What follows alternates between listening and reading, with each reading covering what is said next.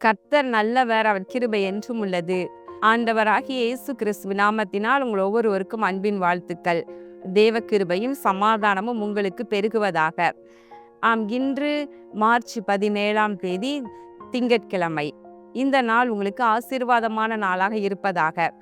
பிரியமானவர்களே, இந்த நாளிலே நாம் தியானிக்கும் வசனம் உபாகமம் 7:14. சகல ஜனங்களை பார்க்கிலும் நீ ஆசீர்வதிக்கப்பட்டிருப்பாய். அருமையான ஒரு வாக்குத்தத்தம்.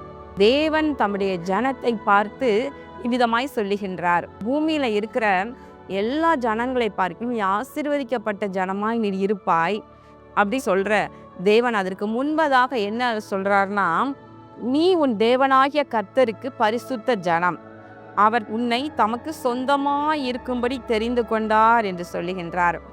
பிரியமானவர்களே, அன்றைக்கு ஆபிரகாம், ஈசாக்கு, யாக்கோபு இவர்களுக்கு கர்த்தர் ஆணையிட்டு உடன்படிக்கை செய்து அவர்களுக்கு சொன்ன உடன்படிக்கையை, வாக்குத்தத்தத்தை நிறைவேற்றும்படியாக அவர்களுடைய சந்ததியை கர்த்தர் தெரிந்து கொண்டு இவ்விதமாய் சொன்னார். ஆனால் இன்றைக்கு கூட தம்முடைய ஒரே பேரான குமாரனையே நமக்காக பலியாய் கொடுத்து நம்மையெல்லாம் அவர் மீட்டு கொண்டார். தம்முடைய சொந்த ஜனமாக மீட்டு கொண்டிருக்கின்றார். இன்றைக்கு நாம் யார் என்றால் அவருடைய சொந்த ஜனம். அதனோடு கூட அவருக்கு நாம் பரிசுத்த ஜனமாகவும் நம்ம இருக்கின்றோம். இப்போ தேவன் நம்மிடத்தில் எதிர்பார்க்கிற ஒரு காரியம் என்ன அப்படின்னு சொன்னா, உன் தேவனாகிய கர்த்தரே தேவன் என்றும் தமிழ் அன்பு கூர்ந்து தமது கற்பனைகளை கை கொள்ளுகிறவர்களுக்கு அவர் 1000 தலைமுறைக்கும் உடன்படிக்கையையும் தயவையும் காக்கிற உண்மையுள்ள தேவன் என்றும் நீ அறிய கடவா என்று சொல்லுகின்றார். தேவன் நம்மிடத்துல அவர் என்ன எதிர்பார்க்கிறார்னா, என்ன நம்ம புரிந்து கொள்ளணும்னா, நாம் அவரை அன்பு கூற வேண்டும். அவரை அன்பு கூர்ந்து அவருடைய கற்பனைகளை, அவருடைய கட்டளைகளை எல்லாம் நம்ம கை கொள்ளும் பொழுது நமக்கு 1000 தலைமுறை மட்டும் இரக்கம் செய்கிறவராய் இருக்கின்றார். பிரியமானவர்களே, தேவனுடைய வார்த்தைகளின்படி, அவருடைய கற்பனைகளின்படி, நியமங்களின்படி, பழைய ஏற்பாட்டிலும் சரி புதிய ஏற்பாட்டிலும் சரி அவருடைய உள்ளத்தை குறித்து நாம் நன்றாய் புரிந்து கொள்ளுகின்றோம் அல்லவா? அவர் நம்ம எப்படி இருக்க வேண்டும், அவருடைய நீதியை, நியாயத்தை நிறைவேற்றி இரக்கத்தை நாம் தேட வேண்டும், அவருடைய தயவை தேடிக்கொள்ள வேண்டும் என்று நாம் நன்றாய் அறிந்திருக்கின்றோம். அப்போ இவற்றிலெல்லாம் நம்ம சரியாக இருக்கும் பொழுதும் அவர் எப்படி இருக்கிறாராம், அவர் அப்பொழுது உன் தேவனாகிய கர்த்தர் உன் பிதாக்களுக்கு ஆணையிட்டு கொடுத்த உடன்படிக்கையையும் கிருபையையும் உனக்காக காத்து உன்மேல் அன்பு வைத்து உன்னை ஆசீர்வதித்து நமக்கு எல்லா நன்மைகளையும் கொடுக்கின்றார். அதனோடு அவர் சொல்லுகிற காரியம், நீ பூமியில் உள்ள சகல ஜனங்களை பார்க்கிலும் ஆசீர்வதிக்கப்பட்டிருப்பாய் என்று சொல்லுகின்றார். பிரியமானவர்களே, நம்ம எல்லாருமே ஆசீர்வாதமா இருக்கணும், நம்ம எல்லாவற்றிலும் நம்ம மேன்மை அடையணும், ஒரு நன்மையும் குறைவுபடாமல் வாழணும் அப்படின்னு நினைக்கிறது எல்லோருடைய உள்ளத்திலும் இருக்கதான் செய்யும். கரெக்டு தான்.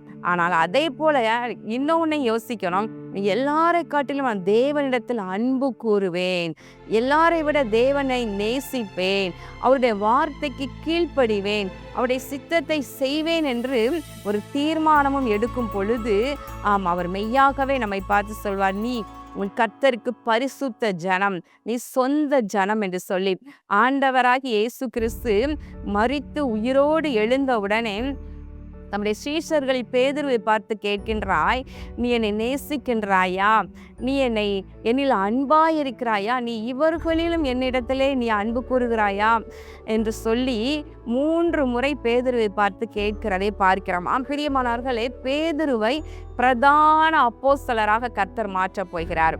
பிரதான அப்போஸ்தலன், அவருடைய கையில அவர் பரலோகத்தின் திறவுகோல்களை கொடுக்கிறேன் என்று சொல்லுகின்றார். இந்த கல்லின் மேல் என் சபையை கட்டுவேன் என்று சொல்லுகின்றார். பாருங்களேன், சகல ஜனங்களை பார்க்கிலும் ஆசீர்வாதம் பேதுருவுக்கு தான். பாருங்களேன், என்ன ஒரு ஆசீர்வாதம். அவர் இயேசு மகாராஜாவோடு எத்தனையோ பேர் இருந்தாங்க, நிறைய சீஷர்கள் அவரோடு இருந்தாங்க, 12 அப்போஸ்தலர்கள் இருந்தாங்க. இவர்களிலும் எல்லாவற்றிலும் மேலாக பேதுருவை கர்த்தர் தெரிந்து கொண்டு அவர் பிரதான அப்போஸ்தலனாக மாற்றுகின்றார். இல்லையா? இந்த கல்லின் மேல் சபையை கட்டுவேன் என்று சொல்லி தான் மரித்து உயிரோடு எழுந்து பரமேறி செல்வதற்கு முன்பதாக தன்னுடைய சபையை அவருடைய கையில் கொடுக்கிறார். என் ஆட்டுக்குட்டிகளை மேய்ப்பாயாக, என் ஆடுகளை மேய்ப்பாயாக என்று சொல்லி பேதுருவிடம் தன்னுடைய சபையை ஒப்பு கொடுக்கிறார். பாருங்களேன், எவ்வளோ பேர் கூட இருந்தாலும் இந்த பெரிய கிருபை பேதுருக்கு போச்சு. பெரிய ஆசீர்வாதம், சகல ஜனங்களை பார்க்கலும் ஒரு ஆசீர்வாதம். ஆனால் அதற்கு முன்பதாக ஆண்டவர் என்ன எதிர்பார்க்கிறார் என்றால், நீ இவர்களிலும் என்னை அதிகமாய் நேசிக்கிறாயா? இவர்களிலும் இந்த 12 அப்போஸ்தலர்கள்ல யூதாஸ் மாண்டு போனான், அதற்கு பின் 11 பேர் இருக்கிறாங்க. இவர்களிலும் மேலே தன்னோடு கூட இருந்த அத்தனை பேரையும் எல்லாரையும் கூட அவர் கருத்தில் கொண்டு கேட்டிருப்பார். இவங்களை எல்லாரையும் விட நீ நேசிக்கிறாயா?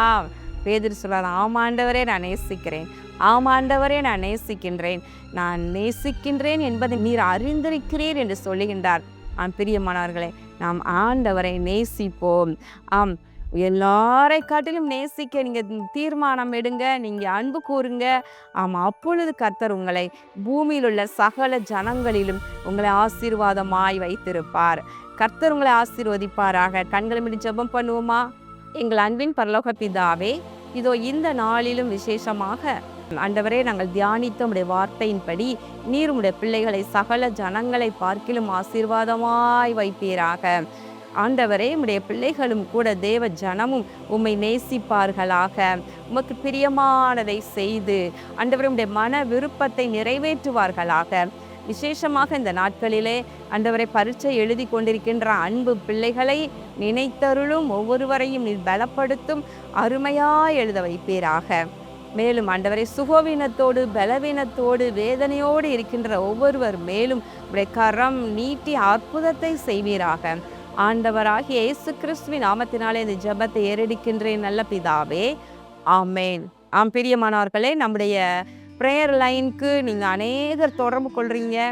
அதில் விசேஷமாக இந்த நாட்களில் எக்ஸாமுக்காக ஜோம் பண்ண சொல்லி நிறைய பிள்ளைகள், படிக்கிற பிள்ளைகள் ஜோம் பண்ணுறீங்க. ப்ரேயர் லைனில் நீங்கள் கால் பண்ணி, பிள்ளைகளுடைய பெற்றோர்கள் நிறைய பேர் நீங்கள் ஃபோன் பண்ணி ஜோம் பண்ணுறீங்க.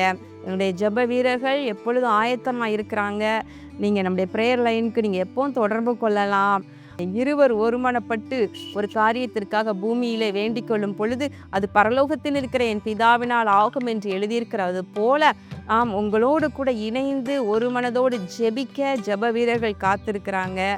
மேலும் நிறைய பாடுகளோடு பிரச்சனைகளோடு வியாதியோடு இருக்கிறவங்களும் ஜெபிக்க கேட்டுக்கொண்டே இருக்கிறீங்க. நிச்சயமாக கர்த்தர் உங்களுக்கு அற்புதத்தை செய்வார். அதனோடு கூட அந்த யூடியூப் கமெண்ட் செக்ஷனில் கூட நீங்கள் அநேக ஜெப குறிப்புகளை எங்களுக்கு நாள்தோறும் தெரியப்படுத்துறீங்க.